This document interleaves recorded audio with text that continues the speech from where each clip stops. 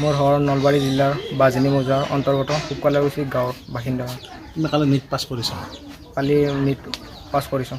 কেনেকুৱা লাগিছে? মই সুখী, মই যে নীট পৰীক্ষাত উত্তীৰ্ণ হয় বহুতেই সুখী। ভাবিছিল নে কেতিয়াবা ভাবিছিলানে? মই ভাবিছিলোঁ, মোৰ মনত সদায় বিশ্বাস আছিল এদিন পাছ কৰিম বুলি। কেনেকৈ প্ৰিপাৰেশ্যন কৰিছিলা নীটৰ? মই ঘৰতে প্ৰিপাৰেশ্যন কৰিছিলোঁ, কোনো ধৰণৰ প্ৰশিক্ষণ নোলোৱাকৈ ঘৰতে নিজে চেষ্টা কৰিছোঁ। আৰু কেনেকৈ পঢ়া শুনা আৰম্ভ কৰিছিলা নীটৰ কাৰণে? কেনেকৈ প্ৰস্তুতি কৰিছিলা, কেতিয়াৰ পৰা? মই প্ৰায় এবছৰ আগৰ পৰাই মই নীটৰ কাৰণে পঢ়িছিলোঁ। তোমাৰ দেউতা কি কৰে? মোৰ দেউতা নাৰিকলৰ ব্যৱসায় কৰে। সাধাৰণ ঘৰৰ ল'ৰা তুমি? হয়। কি ধৰণে আগবাঢ়ি যাবা ইন ফিউচাৰ?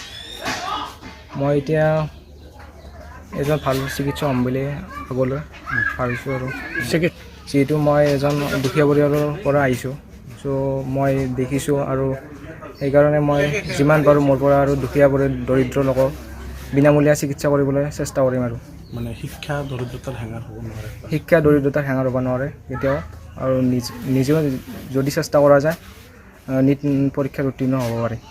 মই ডক্তৰ সৰুৰ পৰাই হ'ব বুলি এটা আশা আছিলোঁ, কিন্তু তাক মই কোনো ধৰণৰ সুবিধা দিব পৰা নাছিলোঁ। আপুনি কি কৰে? মই সাধাৰণ ক্ষুদ্ৰ ব্যৱসায় এটা কৰোঁ, আৰু সি নিজে পঢ়ি থাকে, তাক মই কোনো ধৰণৰ টিউশ্যনো দিব। মানে ডক্তৰ হ'ব ওলাইছে? ডক্তৰ হ'ব ওলাইছে। যেতিয়া মই তাৰ নেটত পাছ কৰা শুনিলোঁ, খুব আনন্দিত লাগিলোঁ। ক'ত গম পালে খবৰটো আপুনি? তাৰপিছত মই কুকাৰ বজাৰত গম পালোঁ। মানে বজাৰত আছিল? বজাৰত আছিল, ব্যৱসায় কৰি নাৰিকল বেছি আছিল? নাৰিকল বেছি আছিল। তেতিয়া আপুনি গম পাইছে ল'ৰা ডক্তৰ হ'ব? ডক্তৰ হ'ব। তাৰ পৰা মই আহিলোঁ, মোক ওচৰ চুবুৰীয়াৰ মানুহে বাহবা দিলে। সৰুৰ পৰা কেনেকুৱা দেখিছিল তাক, মানে কেনেকৈ আপুনি হেৰি কৰিছিল? সি সৰুৰে পৰা খুব একান্ত মনে পঢ়ে। টিউশ্যন নাই। সি মোবাইলত চাই নেটটো দিছে। সি কোনো কোচিং দিয়া নাই? কোনো কোচিং দিয়া নাই। আৰ্থিকভাৱে মোৰ সক্ষম নাই। নিজেই তাৰ ব্ৰেনেদি সি নেট পাছ কৰিছে। এতিয়া কি পৰামৰ্শ দিব পুত্ৰক? এতিয়া মই ল'ৰাটোক এইটোৱে ক'ম যে নেট পাছ কৰাৰ পিছত এজন ভাল চিকিৎসক হৈ আহা। তাৰপিছত আমি যেনেকুৱা দুখীয়া মানুহক সেৱা কৰাটো মই তাক বিচাৰোঁ। ৰাইজৰ মানুহে কৈছে আমাক পাছ কৰা বুলি, নেট পোৱা বুলি। তুমি গম পোৱা নাই? গম পোৱা নাই। ভাবিছিল নে কেতিয়াবা?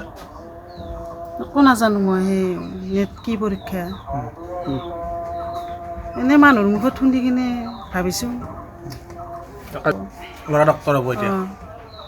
কেনেকৈ সৰুৰ পৰা কেনেকৈ তাক দেখিছিল, লক্ষণবিলাক কেনেকৈ দেখিছিল আপুনি মাক হিচাপে? সৰুৰ পৰাই অলপ লক্ষণটো তাৰ পঢ়াৰ ব্ৰেইনটো আছিল, আৰু পঢ়াও অলপ মনোযোগৰ আছিল তাৰ।